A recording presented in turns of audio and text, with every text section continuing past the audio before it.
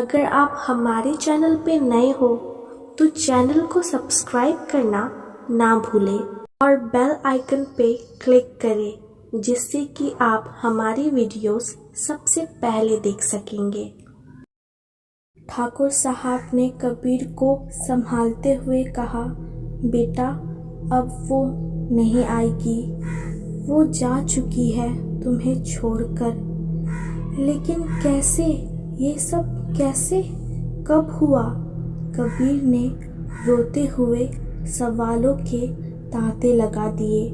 समीर ने भी आकर उसे संभाला और कहा, भाई आपके जाने के कुछ दिन बाद ही पता चला कि भाभी माँ बनने वाली है।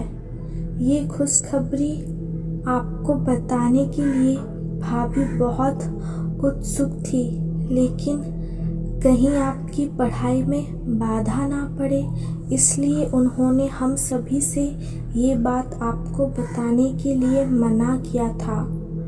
अब जब भाभी का 8वां महीना चल रहा था तो एक दिन हवेली में काम करने वाली औरत ने माँ को बताया कि जंगल के पास एक बाबा हिमालय से साधना करके आए हुए हैं।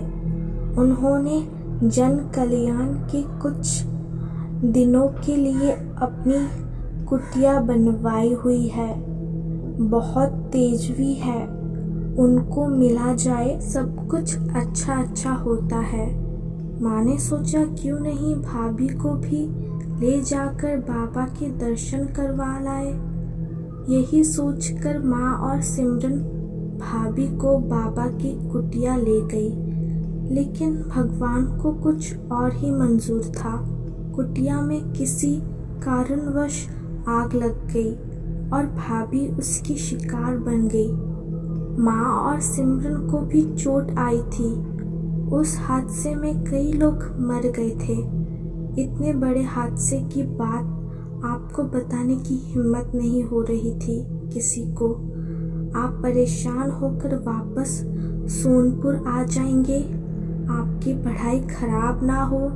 यही सब सोचकर हम सभी ने सोचा कि लगभग 1 साल की बात है, तब तक आपकी पढ़ाई पूरी हो ही जाएगी और तब आपको सब कुछ पता चल जाएगा। कहने में कुछ अजीब है भाई, लेकिन भाभी को शायद यही लगता हो कि ये सब माँ की वजह से हुआ। आत्मा आए दिन किसी न किसी सदस्य को दिखाई देती है और शायद आपको भी आज भाभी की आत्मा दिखाई दी। कबीर ये सुनकर धड़ाम से जमीन पर गिर पड़ा। उसकी आंखों के आगे अंधेरा छा गया। नैना मेरे बच्चे की माँ बनने वाली थी, इतनी बड़ी बात भी नहीं बताई मुझे, और अब वो मुझे छोड़कर चली गई। लेकिन थोड़ी देर पहले तो मेरी आंखों के सामने खड़ी थी। ये सब क्या हो रहा है? मुझे सोचते सोचते कबीर बेहोश हो गया। कबीर बिस्तर पे लेटा था। उसको घेरे हुए ठाकुर साहब, रुक्मणी देवी, समीर और सिमरन खड़े हुए थे। रुक्मणी देवी ने कबीर के माथे में हाथ फेरते हुए कहा, देखो ना मेरे बेटे का क्या हाल हो गया। मैंने कहा था ना कि वो नैना के जाने के गम दर्द बर्दाश्त नहीं कर पाएगा। ये सुनते ही ठाकुर साहब ने कहा, एक न एक दिन तो ये सब पता चलना ही था। अभी ताज़ा घाव है, उसके लिए संभालने में थोड़ा समय लगेगा, लेकिन धीरे धीरे सब ठीक हो जाएगा। हम लोग भी सामान्य हो गए हैं ना? रुक्मणी देवी ने फिर से संदेह करते हुए पूछा। लेकिन अभी कबीर कह रहा था कि उसने नैना से बात की है, ये कैसे हो सकता है? तो क्या नैना कबीर को भी दिखने लगी? अगर ऐसा हुआ तो कबीर के दिमाग पर बहुत बुरा असर पड़ेगा। हम सबको कुछ करना पड़ेगा। तभी हरि प्रसाद डॉक्टर को लेकर आ जाता है।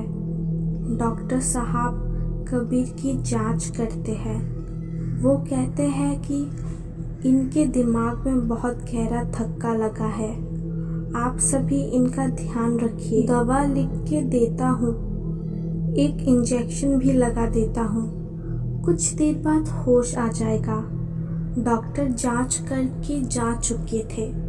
समीर कबीर के सिरहाने बैठ गया और कबीर का माथा सहलाते हुए कहा, मैं भाई के पास हूँ, आप लोग आराम करिए। ठाकुर साहब, रुक्मणी देवी और सिमरन अपने अपने कमरे में चले जाते हैं। कमरे में पहुंचकर रुक्मणी देवी ठाकुर साहब से कहती है, ये नैना की आत्मा तो कबीर को दिखाई देने लगी है। हमको कुछ करना होगा इस आत्मा को वश में करने के लिए, नहीं तो बहुत बड़ी गड़बड़ हो जाएगी। समीर को थोड़ी देर बाद नींद के झोंके आने लगे। वो कबीर के सिरहाने पर ही आराम से कुर्सी में बैठकर सो जाता है। आधी रात करीब कबीर की आंखें खुलती है। वो इधर उधर नजरें घुमाता है। पास में ही समीर आराम कुर्सी पर सोया हुआ था। कबीर के दिमाग में एक बार फिर थोड़ी देर पहले हुई सारी बातें घूमने लगती है। वो उठकर बैठने का प्रयास करता है, लेकिन उसको लगता है कि जैसे उसके शरीर को कोई शक्ति ही बाकी नहीं है। वो दोबारा बेबस होकर लेट जाता है। वो नैना के बारे में सोचने लगता है, क्या सच में नैना नहीं है मेरे पास? वो मुझसे दूर चली गई, ऐसे कैसे हो सकता है? उसने तो मुझसे हमेशा साथ रहने का वादा किया था, तो ऐसे कैसे चली गई? वो मुझसे कितना कुछ छुपाया है, ना हमारे बच्चे के बारे में बताया और ना नैना की मौत के बारे में। तभी मैं सोचूं कि सोनपुर आते समय मन में अजीब अजीब ख्याल क्यों आ रहे थे और नैना की मौत आग लगने से हुई, ये सोचकर ही रूह कांप जाती है। जिस नैना से मैंने वादा किया था कि मैं उसे एक खरोच भी ना आने दूंगा, उसी नैना का पूरा शरीर आग कितनी बुरी तरह जला होगा। कितना दर्द, कितना तकलीफ मिली होगी मेरी नैना को। सोचते सोचते कबीर की आंखों से अविरल आंसू की धार फूट पड़ी। वो सिसक सिसक कर रो पड़ा। कबीर की आवाज़ सुनकर समीर की नींद खुल गई। भाई की ऐसी हालात देखकर समीर ने उसे संभालते हुए कहा, भाई, मैं जानता हूँ कि भाभी के जाने का दर्द बहुत गहरा है। आप भाभी से कितना प्यार करते थे, ये भी मैं जानता हूँ। सब मेरी गलती है। ना ही उस दिन मैं शहर गया होता और ना ही भाभी के साथ ऐसा हुआ होता। मैं इन बाबा वाबा के चक्कर में नहीं पड़ता। अगर मैं घर में होता तो भाभी को उस हालात में कहीं जाने ना देता। लेकिन क्या बताऊँ, मुझे काम से शहर जाना पड़ गया और ये सब हो गया। कहते कहते समीर भी रो पड़ा। अरे समीर, तुम खुद को दोषी क्यों समझ रहे हो? शायद मुझे ये दिन भी देखना था। नैना और मेरा साथ लिखा ही नहीं था, इसलिए मैं शादी के 2 महीने के बाद ही उसे छोड़कर चला गया था। सबसे बड़ी गलती तो मैंने ही की थी कि पढ़ाई के चक्कर में मैं नैना को छोड़कर चला गया। और देखो, जब मैं अपनी नैना के पास आया तो वो मेरे पास ही नहीं है। कबीर ने रोते हुए कहा। दोनों भाई काफ़ी देर तक एक दूसरे से अपने दुख बांटते रहे। कबीर ने समीर से कहा, समीर, अब तुम अपने कमरे में जाओ, सिमरन अकेली होगी। मुझे थोड़े पल के लिए अकेला छोड़ दो प्लीज़। ठीक है भाई, कुछ चाहिए तो बताना। वैसे हरि प्रसाद को बोल दूंगा कि आपके कमरे के आसपास ही रहे। कहता हुआ समीर चला गया। अब कमरे में कबीर अकेला था। वो लेटे लेटे नैना के ख्यालों में डूबा रहा। अब उसके आंसू भी सूख चुके थे। उसने फिर से उठने की कोशिश की। अब वो उठकर बैठ गया। थोड़ी देर बाद में उठकर खड़ा हो गया और अपने कमरे में घूमने लगा। कुछ देर बाद उसने अलमारी खोलकर देखा, लेकिन उसमें नैना का एक भी सामान नहीं था। शायद सब हटवा दिया था। कबीर बहुत बेचैन हो गया। ये किसने किया होगा? मेरी नैना की एक भी चीज़ नहीं है इस कमरे में। ऐसे क्यों? क्या मुझे नैना की कोई चीज़ देखने का भी हक नहीं? उसने सोचा, सुबह माँ से पूछूंगा। अब कबीर बाथरूम में गया और ये क्या? वही हल्की गुलाबी साड़ी टंगी थी जो नैना ने पहन रखा था कुछ देर पहले। कबीर ने उस साड़ी को हल्के से खींचा, हाथ में पकड़ा और बाथरूम से निकलकर अपने बिस्तर पर आकर बैठ गया। बहुत देर तक उस साड़ी को सीने से लगाए बैठा रहा। उसे बिल्कुल वैसे ही एहसास हो रहा था जैसे कि नैना उसके पास हो। तभी बाहर फिर मौसम खराब होने लगा। बिजली चमकने लगी और बारिश शुरू हो जाती है। कमरे में भी अंधेरा हो जाता है, लेकिन कबीर नैना के ख्यालों में खोया था, जैसे कि वो सच में उसके सामने हो। तभी बिजली की जोरदार गटगटाहट के साथ कबीर का ध्यान हटता है।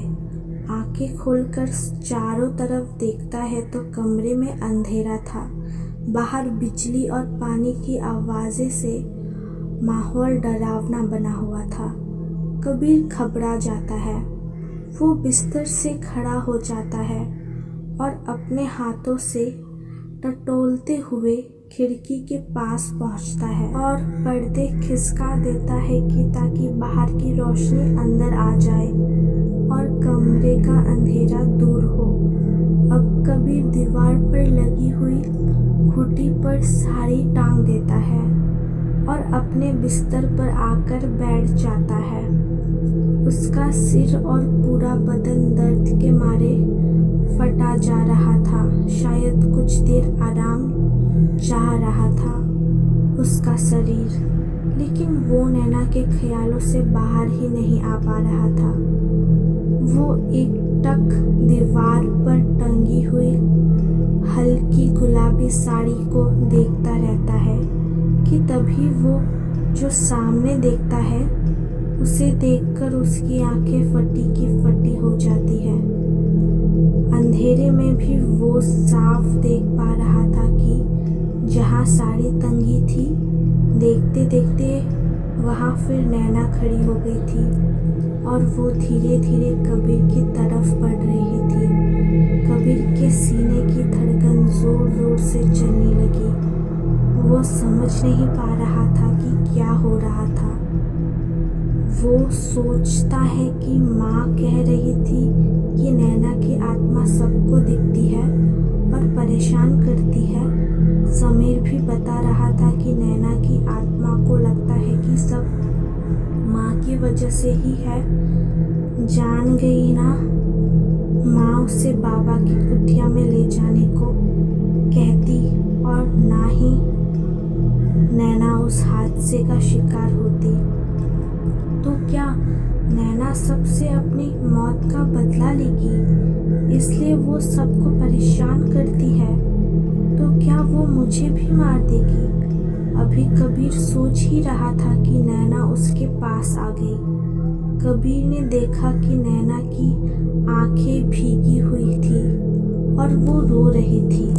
कबीर को कुछ समझ नहीं आ रहा था कि वो ऐसी स्थिति में क्या करूं। उसने नैना की आंखों में आंखें डालकर देखते हुए कहा, ये सब क्या हो गया? मुझे तो कुछ समझ ही नहीं आ रहा है कि क्या कहूँ। मेरा दिल तो अभी भी ये मानने को तैयार नहीं कि तुम्हारे साथ ये सब हुआ। तुम मुझे छोड़कर चली गई। क्या तुम्हारी बातें सब झूठी थी? बताओ। तुम्हारे कहने पर ही मैं बाहर गया था। तुमने ही कहा था कि 2 साल की बात है, फिर तो साथ ही रहना है। और जब मैं वापस आ गया हूँ तो तुम मुझे इस हाल में मिली। बताओ ना नैना, क्यों नहीं बोलती हो कुछ भी? तुम्हारा कबीर तुम्हारी आवाज़ सुनने के लिए तरस रहा है। अच्छा तो भगवान भी मुझे मार दे। तब तक नैना ने अपना एक हाथ कबीर के होठों पर रख दिया। नहीं, ऐसा मत कहना। मैंने कभी नहीं सोचा था कि हम दोनों का मिलन ऐसे होगा, लेकिन मैं क्या करूं, मेरी किस्मत ही खराब थी। आपको मेरे साथ नहीं लिखा था, तभी तो हम लोग अलग हो गए। आपके घर वालों की वजह से मैं आपसे दूर हो गई। नैना की आत्मा रो पड़ी।